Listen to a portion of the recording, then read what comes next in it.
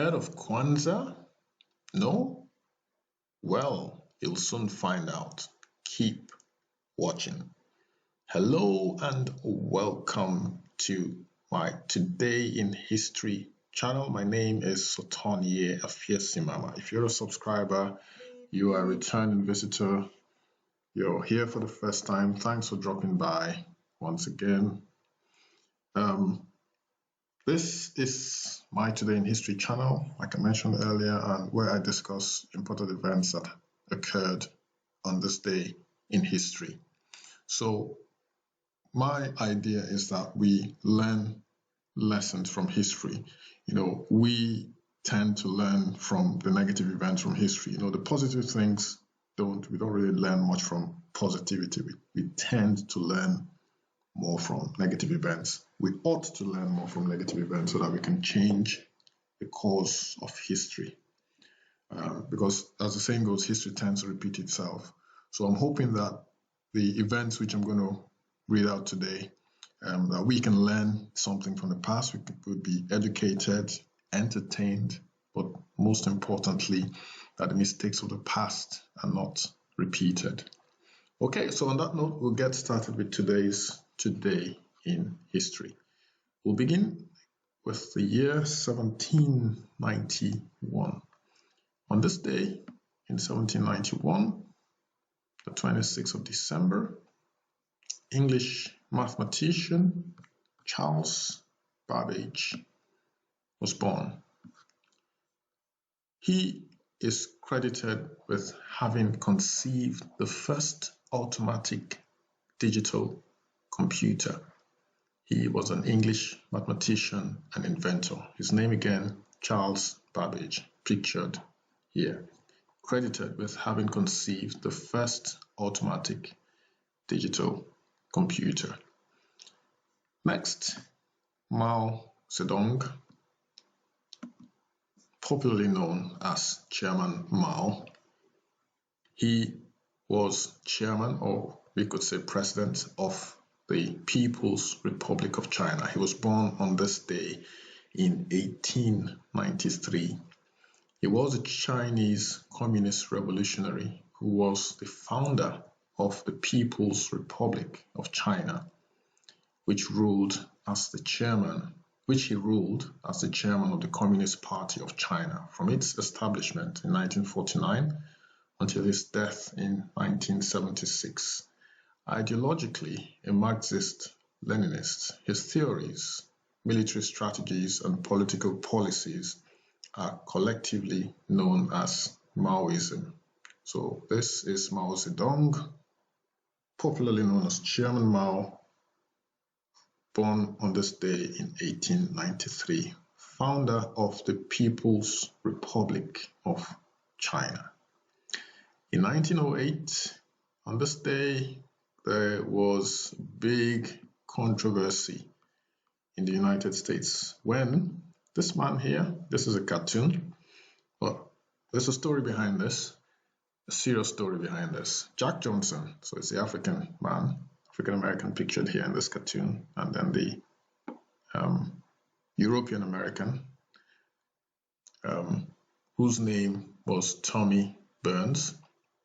There was a boxing fight on this day, and Jack Johnson won. He won the world heavyweight title on this day in 1908 when he fought the Canadian world champion Tommy Burns in Sydney, Australia. Now, this defeat enraged Americans, European Americans, white Americans. They were so outraged by his victory, history reports, and subsequent domination of the sport that they sought desperately for the, in quotes, the great white hope. In 1910, James Jeffries answered a call only to get knocked down by Johnson. The outcome triggered race riots in which at least 23 blacks and 2 whites died across the United States. It's sad. It's sad that this had to happen just because an African American or a black man defeated a European American or a white man. I mean, why people take these things so personal is baffling sometimes, for those who are reasonable or who would think that they're reasonable human beings. You see people rioting or fighting each other just because someone who they deem represents their race is defeated by someone who they think is inferior or whose race they think is inferior. Well, like I said at the outset, history tends to repeat itself. We hope that this history, the repetition of such negative history, is reduced to the barest minimum. Because at the end of the day, we're all equal, but they say all fingers are not equal. One race may dominate in one area, the other race dominates in the other area.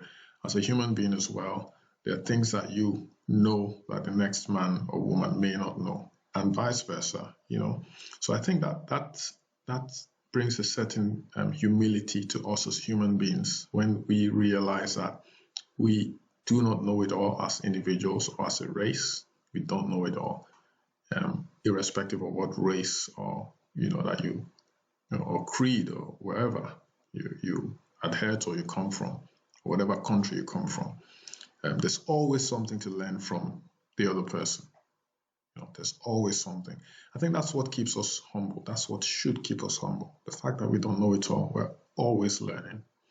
Okay, so I'm going to read what's here. For those of you who may not be able to see this, it says, at long last, Tommy stepped into the ring to battle Black Jack for a mountain of green. It sounds like a poem. Rushcutters Bay, Australia, was a scene for the black and white battle to crown boxing's biggest king. Thousands filled the stadium as well as the surrounding trees, hoping Tommy Boy would knock Jack to his knees. So, interestingly, Tommy Boy didn't knock Jack to his knees. It was Black Jack who knocked Tommy Boy to his knees on this day. So I'm going to show you some more pictures of what happened today. So that's the poster promoting the fight, Burns versus Johnson. Moving pictures reproduction of the World Championship Battle, Sydney, Australia, December 26, 1968, 1908, beg your pardon. Presented under arrangement with Hugh McIntosh, Esquire, promoter, referee of his famous contest, Burns Johnson boxing contest again, and that is Tommy Burns. That's a fight. Tommy Burns looking horrified, terrified, and boxing bout painting, another promotional poster. So that's how it happened on this day. Jack Johnson won the world heavyweight title on this day in 1908. So 1931, Lonnie Elder, pictured here. He was born. Who was Lonnie Elder? He was an author and playwright, noted for his play Ceremonies in Dark Old Men, which won him a Drama Desk Award for Most Promising Playwright and was nominated for the Pulitzer Prize. The play, which was about a Harlem barber and his family, was produced by the Negro Ensemble Company in 1969.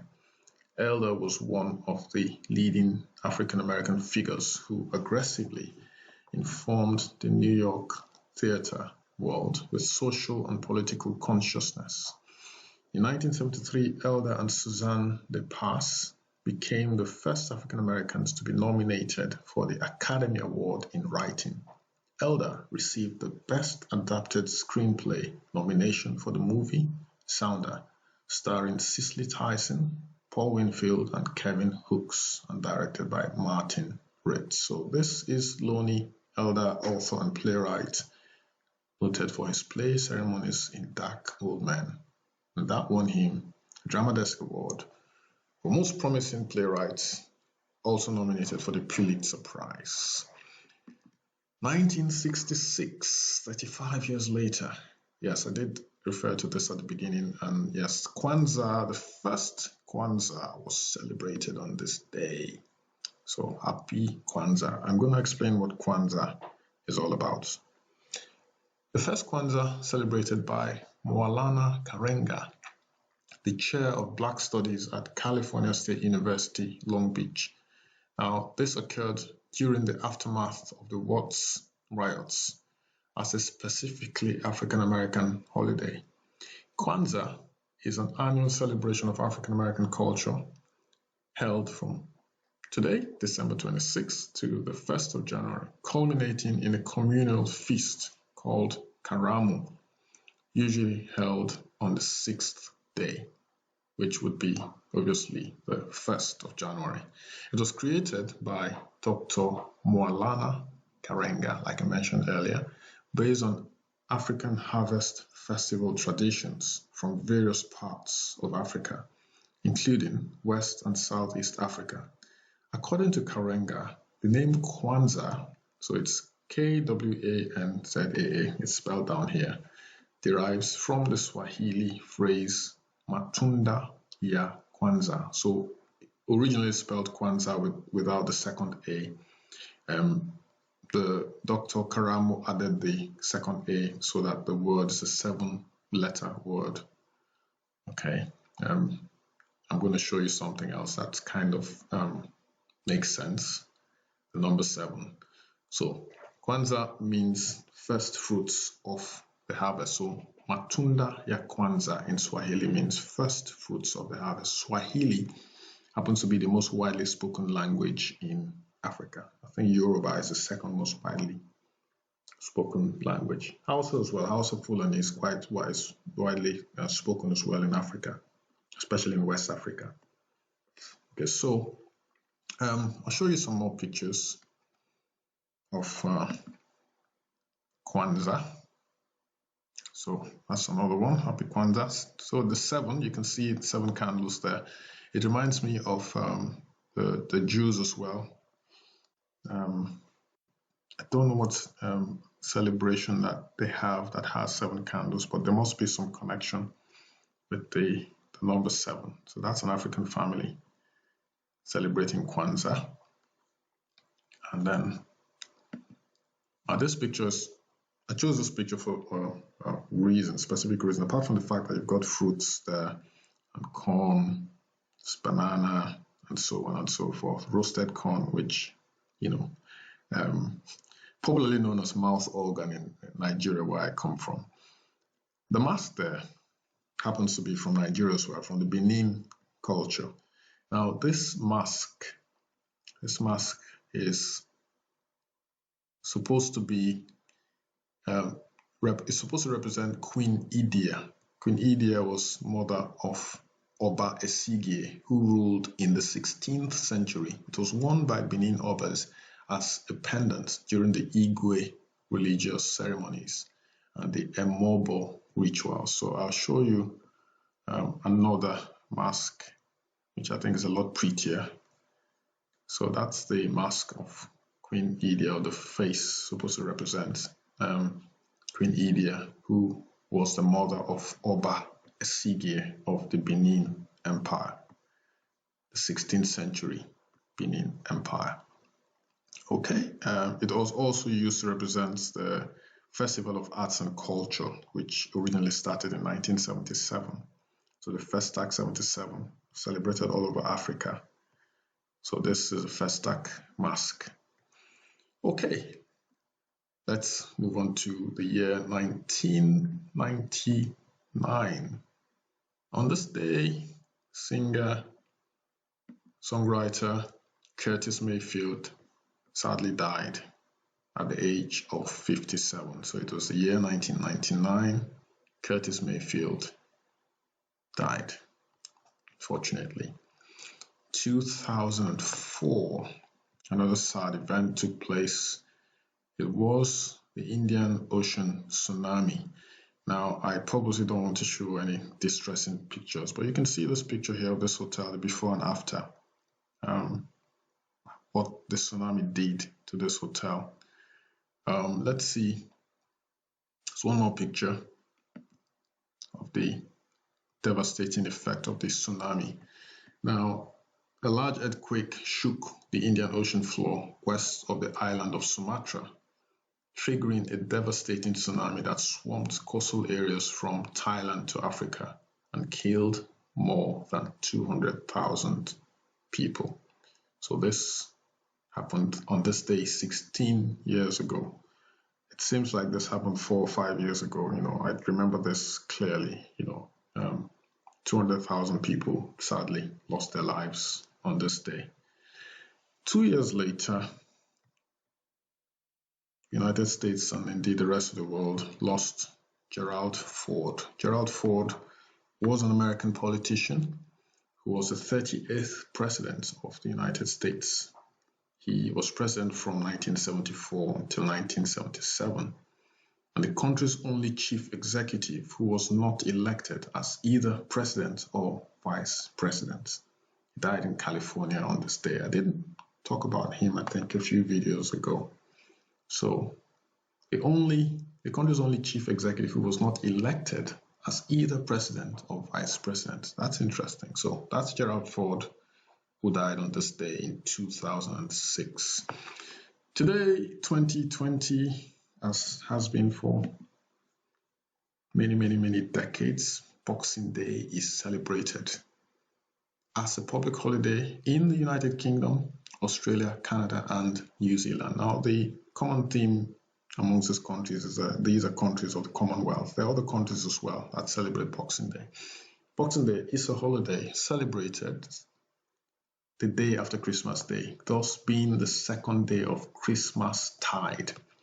Though it originated as a holiday to give gifts to the poor, today Boxing Day is primarily known as a shopping holiday. It originated in the United Kingdom and is celebrated in a number of countries that previously formed part of the British Empire. In some European countries such as Romania, Hungary, Germany, Poland, the Netherlands, and Scandinavia. So Scandinavia would consist Sweden, Norway, Denmark, Finland as well. So in Scandinavia, 26th December is celebrated as the second Christmas day. Boxing Day also coincides with the Feast of Saint Stephen, which is a feast day in both the United Kingdom and many other European nations, such as Ireland, Germany, Italy, Finland, and parts of Spain and France. St. Stephen's Day is a church holiday that commemorates the life and death of Christianity's first recorded martyr. So this is a little bit about the history of Boxing Day and St. Stephen's Day, celebrated on this day. It originated in the United Kingdom and is also celebrated in the Commonwealth. The Commonwealth is, countries that were previously part of the British Empire. Most of these countries still celebrate Boxing Day. Also, countries in Europe that were not part of the British Empire, some celebrate as a second Christmas Day, others as Boxing Day, some others as St. Stephen's Day and Boxing Day also. Okay, guys, some more pictures of Boxing Day. Yep, that's a shopping for you. And I don't want to say hell breaks loose, but yeah, it just seems like people just go crazy on Boxing Day looking for their Boxing Day sales, probably forgetting about the poor. Anyway, on that note, we have come to the end of today's Today in History. Do not forget those who are less privileged amongst you. Don't forget them. Don't think about just your Boxing Day shopping, getting good deals. The people around you who need help, Note to self as well. It's not just telling you off, but yeah, note to self as well to remember those who are less privileged and help out, reach out to the poor around us. Yeah, okay. Guys, we have come to the end of today's Today in History. Thank you so much for your support, and I shall see you tomorrow, 27th of December. If you do like this video, give me a thumbs up. Subscribe as well if you haven't subscribed already. Share this video, and thanks again for dropping by. See you tomorrow. Bye-bye.